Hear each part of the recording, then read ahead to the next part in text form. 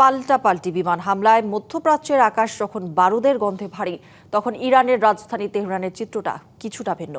খার্ক দ্বীপে মার্কিন হামলার পর তেলের বাজার ও সামরিক স্থাপনাগুলো অস্থির থাকলেও তেহরানের সাধারণ মানুষ বলছেন জীবন চলছে আপন গতিতেই। বর্তমান ইরান সরকারের পাশে থাকার প্রত্যয় ব্যক্ত করেন বাসিন্দারা। যুদ্ধের দামামা বাজছে সবখানে। ইরানে গত 2 সপ্তাহে প্রাণ হারিয়েছেন অন্তত 2000 মানুষ। তারপরও তেহরানের ব্যস্ততা থেমে নেই। রাস্তায় গাড়ির হর্ন আর মানুষের কর্মব্যস্ততা জানান দিচ্ছে এক অন্যরকম প্রতিরোধের কথা। শহরের মোড়ে মোড়ে এখন নতুন সুপ্রিম লিডার মোস্তাফা খামিনের বিশাল সব বিলবোর্ড। নিরাপত্তার চাদরে ঢাকা পুরো শহর। মোড়ে মোড়ে সশস্ত্র প্রহরা আর সামরিক যানের উপস্থিতি থাকলেও সাধারণ মানুষের চোখে মুখে নেই ভয়ের ছাপ। শুরুতে কিছুটা আতঙ্ক ছিল, কিন্তু 2-3 দিন পর পরিস্থিতি স্বাভাবিক হতে শুরু করে। আমার প্রতিদিনের রুটিন একদম আগের মতোই আছে। JBS holdings limited.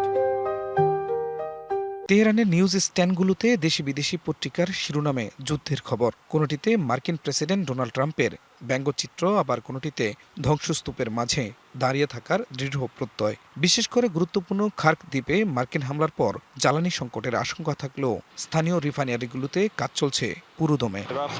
আমি একটি তেল শোধনাগারে কাজ করি এবং সেখানেই ফিরে যাচ্ছি। হামলার পর গত 5 দিন আমরা ওখানেই ছিলাম।